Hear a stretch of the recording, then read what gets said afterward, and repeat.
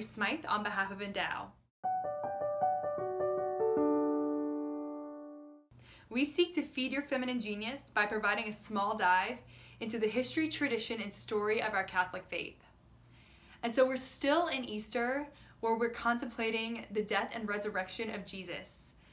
That Jesus Christ, by his act on the cross and by his rising from the dead, defeated sin and death.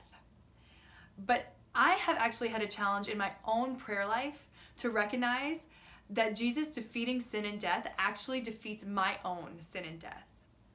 That the grace that was given through his resurrection actually eclipses my failures and all of the excuses that I have to believe that he couldn't use me.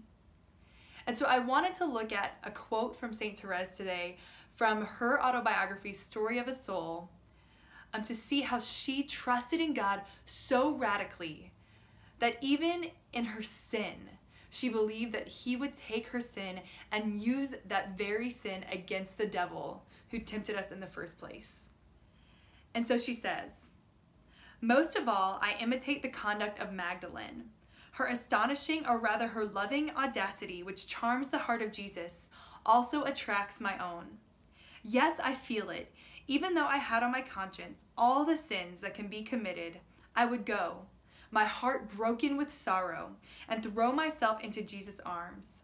For I know how much he loves the prodigal child who returns to him. It is not because God, in his anticipating mercy, has preserved my soul from mortal sin that I go to him with confidence and love. For if I had all the crimes that could be committed on my soul, I would go to him with the same confidence." My friend, what do you think is holding you back from going to Jesus? What do you think is the one thing that is keeping him from using you for his own glory? Do you believe that he wants to eclipse that with his mercy? Do you believe that his mercy and the grace that was given to us on the cross is greater than the failures that you probably see before you so much more? I know I struggle with this in my own life.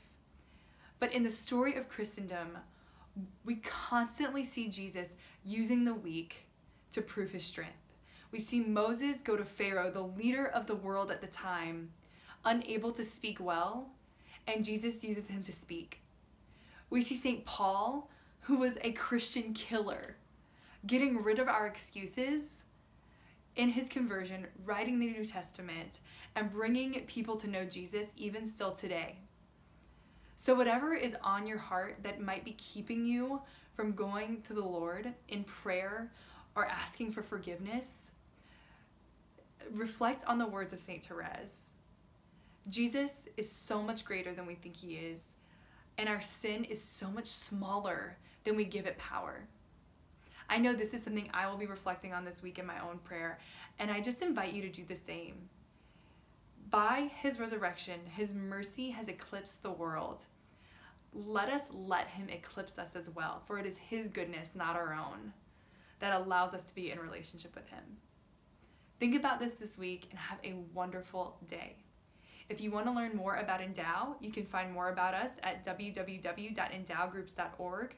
You can connect with us on Instagram and Facebook at Endow Groups, and you can connect with me on Instagram at Mallory A. Smythe.